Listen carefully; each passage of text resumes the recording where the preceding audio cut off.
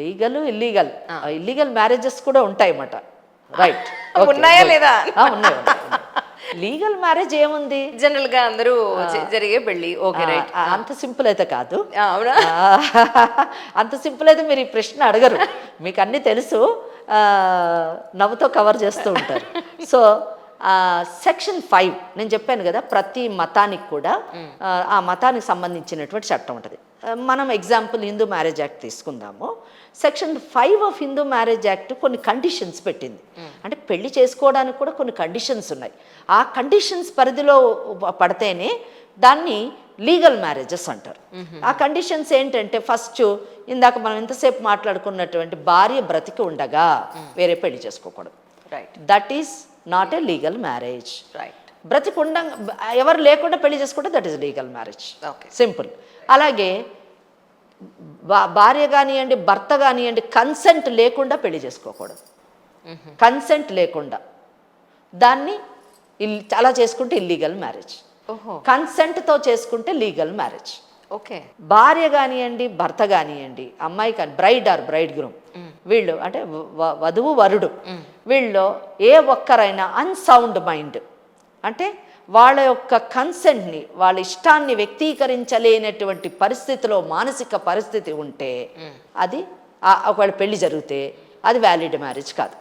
అంటే మీరు legal illegal అన్నారు, సాధారణంగా మేము వ్యాలిడ్ అండ్ ఇన్వాలిడ్ మ్యారేజెస్ అంటాము, చట్టం వర్డింగ్స్ అది.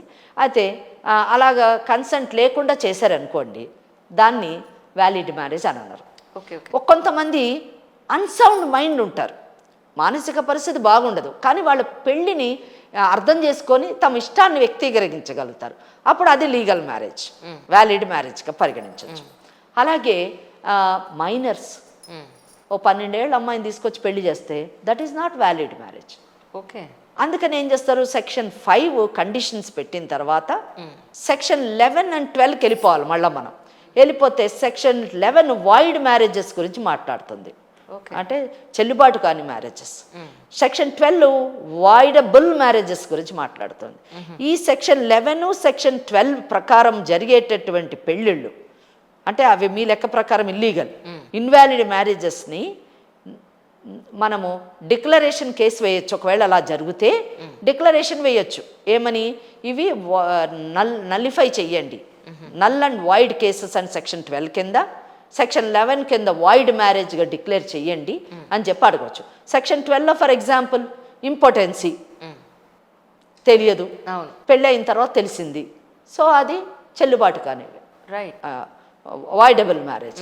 అలాగే అమ్మాయి పెళ్ళికి ముందే pregnant with somebody, that is not valid. Right.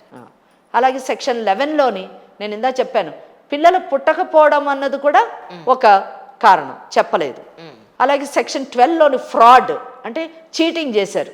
For example అమ్మాయి వయసు 30 ఏళ్ళు, ఆ అబ్బాయిది 25 ఏళ్ళు, 24 ఏళ్ళు అండి అని చెప్పారు, తర్వాత అంతా వచ్చింది బయటికి వస్తే మరి అది మరి మోసమే, ఫ్రాడే కదా, చీటింగ్. సో సెక్షన్ 12 కింద దాన్ని అటువంటి మ్యారేజ్ని నల్ అండ్ వాయిడ్గా డిక్లేర్ చేయండి అని అడగొచ్చు.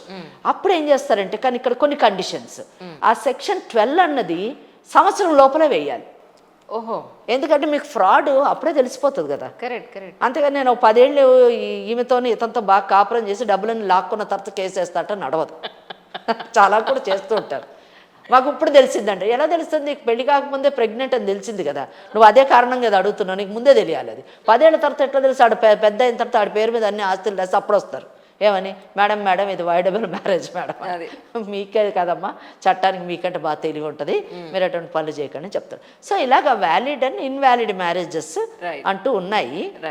పెళ్లి చేసుకునేటప్పుడు చాలామంది ఏమనుకుంటారంటే, ఇదే తప్పు సమాజంలో, అమ్మాయి బాగుందా, అబ్బాయి బాగున్నాడా, ఇప్పుడు అది కూడా చూడట్లేరులేండి. అబ్బాయికి ఎన్ని డాలర్లు సంపాదిస్తాడో, అమ్మాయి ఎన్ని డాలర్లు సంపాదిస్తే, వీళ్ళకి ఎన్ని ప్లాట్లు ఉన్నాయి, వాళ్ళకి ఎన్ని ప్లాట్లు ఉన్నాయి, ఇవి చూసేసుకొని పెళ్ళిళ్ళు చేసేసుకుంటున్నారండి. ఆ కండిషన్ మాత్రం మన చట్టాల్లో లేవు. మన చట్టాల్లో ఉన్న కండిషన్స్ని చూసుకోరు, అవి ఇగ్నోర్ చేస్తారు. చేసేసిన తర్వాత పెళ్లి చేసుకుంటారు, అప్పుడు తర్వాత వస్తారు డైవర్స్కి. అంటే ఇదేంటంటే చట్టం పైన పెళ్ళి కాకముందే అవగాహన ఉండాలి. పెళ్ళి అయిన తర్వాత అప్పుడు చదువుతూ ఉంటారు, నెట్లో. నో, ముందే చదవండి, తెలుసుకోండి, అవగాహన పెంచుకోండి, మన కేసు ఎందులో పడుతుందో చూసుకొని సరిదిద్దుకొని చేసుకున్న తర్వాత డైవర్స్ అని 40 ఏళ్ళు 10 ఏళ్ళు కోర్టు చుట్టూ తిరక్కండి. ఇది నా యొక్క కానీ ఎంత పెద్ద సబ్జెక్ట్ అండి నిజంగా. చాలా పెద్ద ఇప్పుడు మీరు నాకు ఇంకొక చాలా పెద్ద నెక్స్ట్ ఎపిసోడ్కి ఇంకొక లీడ్ ఇచ్చారు. పెళ్లికి ముందు మనం తెలుసుకోవాల్సిన అంశాలు ఏంటి. అది అద్భుతంగా ఉంటుంది, మామూలుగా ఉండదు. అట్ ద సేమ్ టైం ఈ ఎపిసోడ్ ఇంకా అవ్వలేదు కానీ but end of the episode నేను చెప్దాం అనుకుంది ఇప్పుడే చెప్తున్నాను ఏంటంటే, మీకు గనక ఏదైనా న్యాయ సలహాలనండి లేదంటే దేని గురించైనా మీకు ఒక విషయం గురించి తెలుసుకోవాలి అని అంటే కింద కమెంట్ సెక్షన్లో కమెంట్ చేయండి. ఈ సిరీస్ ఖచ్చితంగా ఫర్దర్గా రన్ అవుతుంది. వారంలో 1-2 సార్లు అడుగుతున్నాను మ్యామ్ చాలా బిజీగా ఉండడం వల్ల నాకు టైం ఇవ్వలేకపోతున్నారు కరెక్ట్గా. మ్యామ్ ఇకపోతే మళ్ళీ ఎపిసోడ్లోకి వస్తే ఇల్లీగల్ అనుకున్నాం. లీగల్లో పిల్లలు పుట్టినా వాళ్ళకి అన్ని రకాలైన ఫెసిలిటేషన్స్ లేకపోతే న్యాయపరంగా జరగాల్సినవి జరిగిపోతాయి. ఇల్లీగల్ మ్యారేజ్లో కనుక పిల్లలు పుడితే వాళ్ళకి మళ్ళీ ఎస్పెషల్లీ వచ్చేది ఎక్కడ అంటే ఈ ఆస్తుల దగ్గరే వస్తుంది మళ్ళీ. లేదా వాళ్ళకి మెయింటెనెన్స్ పాయింట్ ఆఫ్ వ్యూలో మమ్మల్ని పట్టించుకోవట్లేదు అన్న పాయింట్లో వచ్చినప్పుడే వీళ్ళు న్యాయాన్ని ఆశ్రయిస్తారు, న్యాయ వ్యవస్థని చట్టాన్ని ఆశ్రయిస్తారు. అప్పుడు పిల్లల పరిస్థితి ఏంటి? అసలు పెళ్ళే ఇల్లీగల్ అనుకుంటే మరి పిల్లల పరిస్థితి ఏంటి? వెరీ గుడ్, మంచి క్వశ్చన్. అయితే ఇక్కడ మళ్ళీ అంటే మీరు అడిగే ప్రతి ప్రశ్న కూడా చట్టపరమైనటువంటి సమాధానం చెప్పాల్సిన పరిస్థితి ఒకటి ఉంది. సామాజికంగా చాలా తెలివిగా అడుగుతున్నారు. రెండోది ఏంటంటే తప్పు చేయకుండా, చట్టపరమైనటువంటి మిస్టేక్ చేయకుండా మనం ఏ విధంగా ఆపగలము అన్నది ఈ ఎపిసోడ్స్ ద్వారా కనీసం చూసి తెలుసుకుని నేర్చుకుంటారని కూడా మనం ఆశించాలి. ఇక్కడండి చాలామంది అమ్మాయిలు, ఇక్కడ ఈ క్వశ్చన్కి నష్టపోయేది అమ్మాయిలే, మహిళలే. చాలామంది పెద్దవాళ్ళు సమాజంలో లేదా ఎవరైనా కానివ్వండి ఒక మహిళని మోసం చేసి కానివ్వండి లేదా ఆ మహిళ ఇష్టంతో కానివ్వండి వాళ్ళకి పెళ్ళి అయిన తర్వాత కూడా ఆ మహిళతోని అక్రమ సంబంధం పెట్టుకొని జీవిస్తూ ఉంటారు. అక్కడ మటుకు వాళ్ళు బాగానే ఉంటుండొచ్చు, అంటే వాళ్ళిద్దరూ ఇష్టపడి జీవితాన్ని కొనసాగించినప్పుడు వాళ్ళిద్దరు మటుకు బాగానే ఉంటుండొచ్చు. కానీ వాళ్ళకి పుట్టినటువంటి పిల్లల పరిస్థితి ఏంటి అన్నది మీ యొక్క ప్రశ్నను అనుకుంటున్నాను. అవునండి. అయితే ఈ ప్రశ్నలో ఏంటంటే చట్టము ఎంత ఒక్కోసారి నిజంగా అండి చదువుతుంటే చాలా ఆశ్చర్యం, చాలా ఆనందం కూడా కలుగుతుంది. ఎందుకంటే చట్టం ఎంత లోతుగా ఆలోచించి మన చట్టాన్ని తయారు చేసినటువంటి వాళ్ళు మహిళకి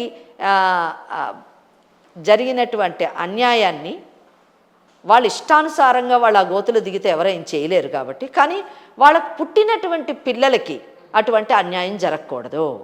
ఎందుకంటే తల్లి చేసినటువంటి తప్పు వలన కానివ్వండి, ఈ తండ్రి చేసినటువంటి తప్పు వలన కానివ్వండి పిల్లలు విక్టిమ్స్ కాకూడదు అనేటువంటి ఆలోచనతోని ఎప్పుడైనా ఇటువంటి అక్రమ సంబంధం ద్వారా పుట్టినటువంటి పిల్లల్ని అక్రమ సంబంధానికి సంబంధించినటువంటి పిల్లలు అనాలండి, అనరు. అక్కడ తల్లి తండ్రి మధ్యన ఉన్న రిలేషన్షిప్ని ఇల్లీగల్ రిలేషన్షిప్ అంటారు. కానీ పిల్లల్ని మాత్రము ఇల్లెజిటిమేట్ చిల్డ్రన్ అనరు, వాళ్ళని లెజిటిమేట్ చిల్డ్రన్ అని అంటారండి. అంటే వాళ్ళు న్యాయ సంబంధితమైనటువంటి ప్రతి హక్కును కలిగి ఉంటారు, సమాజంలోని వారు గౌరవాన్ని కలిగి ఉంటారు. అంటే ఒకటి ఇక సమాజము అందరికీ న్యాయపరమైనటువంటి అవగాహన ఉండదు. ఆ పిల్లల్ని ఏ విధంగా ఎవరు ఎలా ట్రీట్ చేస్తారో వాళ్ళ సంస్కారం మీద ఆధారపడి ఉంటుంది. కానీ బట్ చట్టం మాత్రం వాళ్ళని చట్ట పరిధిలో పుట్టినటువంటి పిల్లలుగానే పరిగణిస్తారు. చట్టపరమైనటువంటి భద్రత, చట్టపరమైనటువంటి హక్కులు అంటే యాజ్ ఫర్ యాజ్ మెయింటెనెన్స్, భరణం కానివ్వండి, ఆస్తిలో వాళ్ళకి భాగం కానివ్వండి, ఇవన్నీ కూడా లభించేటటువంటి అవకాశాలు ఉన్నాయి. సో ఈ క్వశ్చన్ ఈజ్ పాజిటివ్ ఆన్సర్.